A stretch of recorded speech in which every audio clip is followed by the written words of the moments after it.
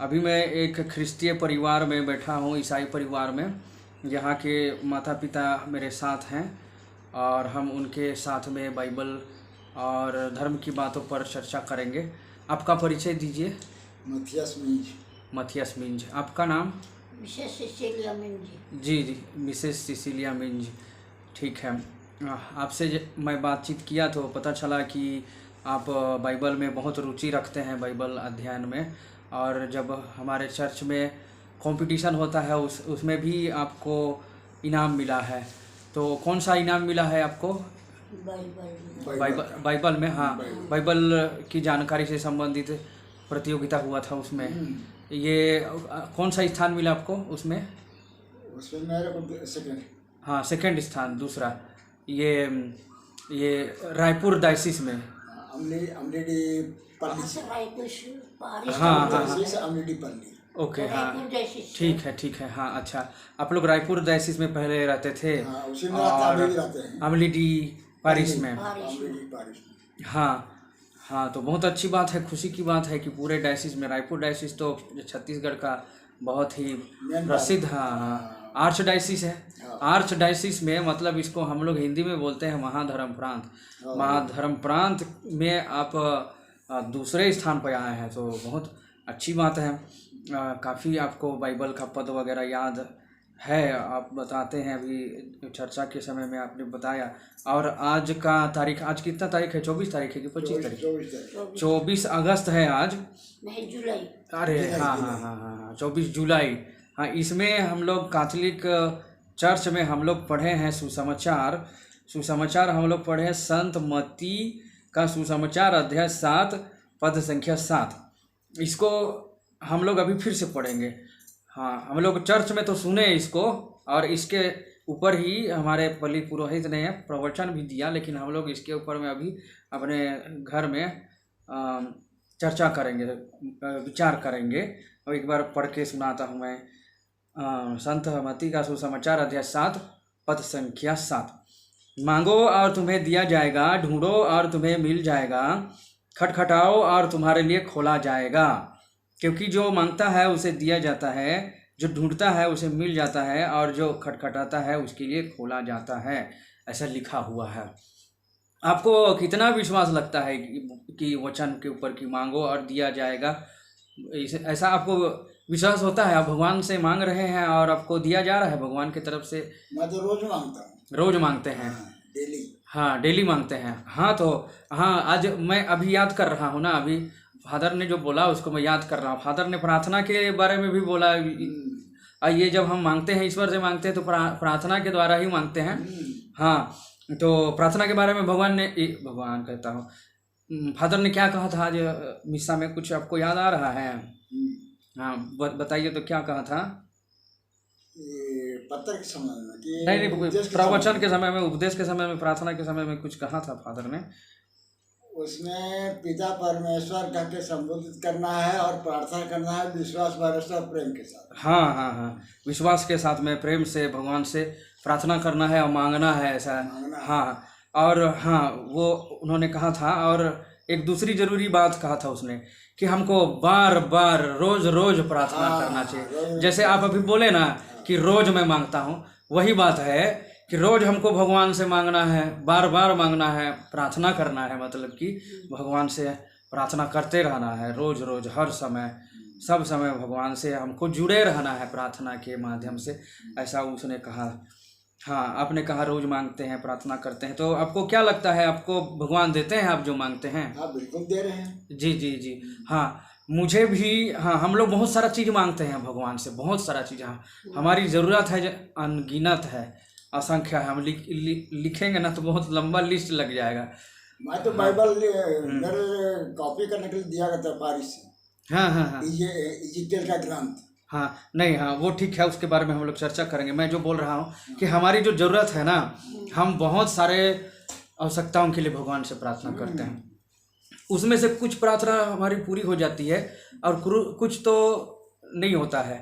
और मैं आप लोग को पिछले बार बताया था कि बहुत सारी मेरी जो प्रार्थना थी, जो मेरे जीवन के लिए ज़रूरी था, कि मुझे नौकरी मिल जाए, या मेरी आर्थिक स्थिति अच्छा हो जाए, स्वास्थ्य अच्छा हो जाए, इसके लिए मैं बहुत प्रार्थना करता था, बहुत प्रार्थना करता था। तो कब हर समय ऐसा नहीं होता है कि आप मांग लीजिए, प्रार्थना कर लीजिए, तुरंत भगवान दे देगा हाथों हाथ, ऐसा नहीं होता है। हाँ, इस तरह से नहीं होता है। धीरे धीरे होता है, और कोई सा प्रार्थना का सुनवाई बहुत सालों के बाद में मिलता है, तुरंत नहीं मिलेगा, उसी दिन नहीं मिलेगा। कोई सा प्रार्थना आपको 1 महीना में उसका जवाब आपको मिलेगा, कोई सा साल भर लग जाएगा, कोई सालों लग जाएगा, जैसे कि मेरे साथ हुआ। तो मैं बहुत प्रार्थना करता था, मुझे अच्छा स्वास्थ्य दीजिए और अच्छा नौकरी दीजिए। सालों तक मैं प्रार्थना करता रहा, मैं हर प्रकार से प्रार्थना करता था। हमारे चर्च में तो बहुत तरह का तरीका है प्रार्थना करने का।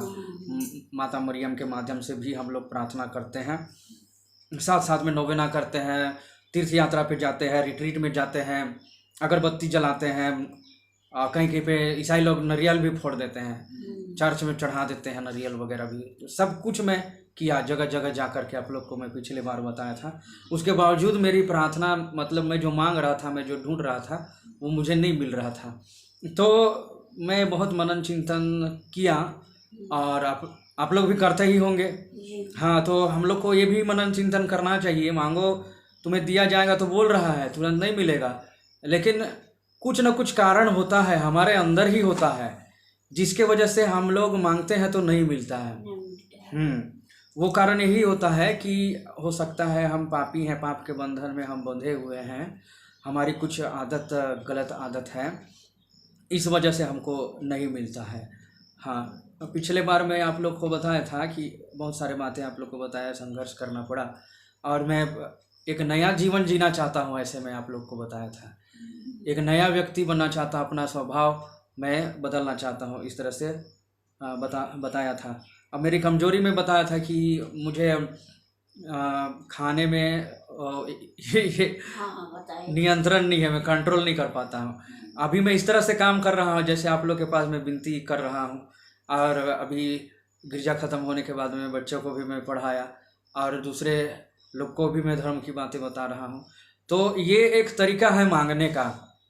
आप सीधे भगवान के पास चल जाओ, हाथ जोड़ो, अगरबत्ती जलाओ और मोमबत्ती जलाओ, नारियल फोड़ दो, या फिर दान कर दो, और फिर आप प्रार्थना करोगे, आप मांगोगे, आप सोचोगे मिल गया। वो एक तरीका हो सकता है, किसी को उसमें मिल भी सकता है, लेकिन मैं अपने अनुभव से मैं ये सोचा हूँ कि मैं जब सुसमाचार सुनाता हूँ, पढ़ता हूँ, मनन चिंतन करता हूँ, तो मैं जो मांगता हूँ, प्रार्थना करता हूँ, उसको भगवान देते हैं।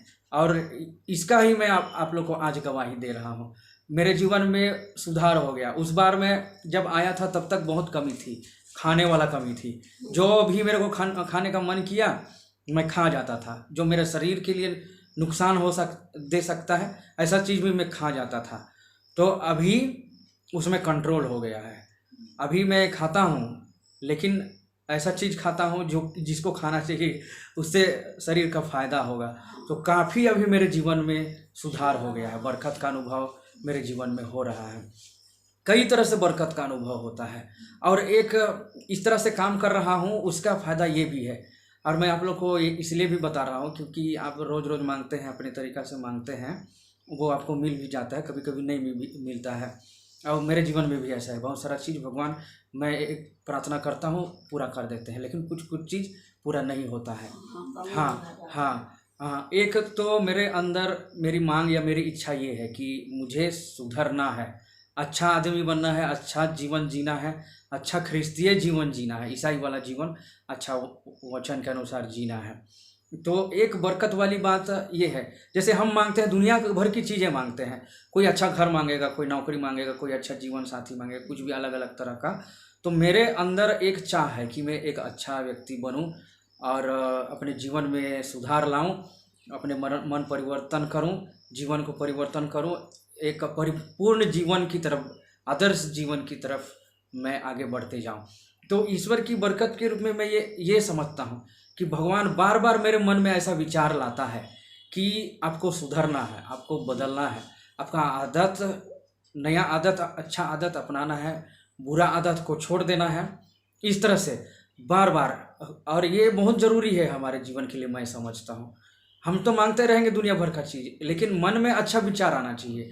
हाँ, ईश्वर के वचन को पढ़ने का विचार, ईश्वर से जुड़े रहने का विचार, प्रार्थना करने का विचार, अपने जीवन को बदलने का। और हमारी दूसरी एक आवश्यकता है, आत्मा और शरीर दोनों की आवश्यकता है। आत्मा के लिए ज़रूरी है कि वो शुद्ध हो जाए, पवित्र हो जाए, और शरीर के लिए ज़रूरी है कि वो स्वस्थ रहे, चंगा रहे। हाँ, और कई तरह से हमारे अंदर कमजोरी आ जाता है, जिस वजह से एक तो हमारा शरीर भी स्वस्थ नहीं रहता है, पूरी तरह से हम लोग स्वस्थ नहीं रहते हैं, और दूसरा हमारी जो आत्मा रहता है वो भी पवित्र नहीं रहता है, शुद्ध नहीं रहता है पूरी तरह से। हाँ हाँ, लेकिन मेरे लिए ईश्वर के वरदान के रूप में, उसका बरकत के रूप में मैं ये भी देख रहा हूँ कि इस तरह का विचार या ऐसा अपने मन को, अपने शरीर को शुद्ध करने का, चंगा करने का विचार बार बार आता है। तो उसको भी मैं एक तरह से मैं मांग नहीं रहा हूँ, लेकिन ईश्वर दे रहा है मुझे, ऐसा जैसा लगता है। और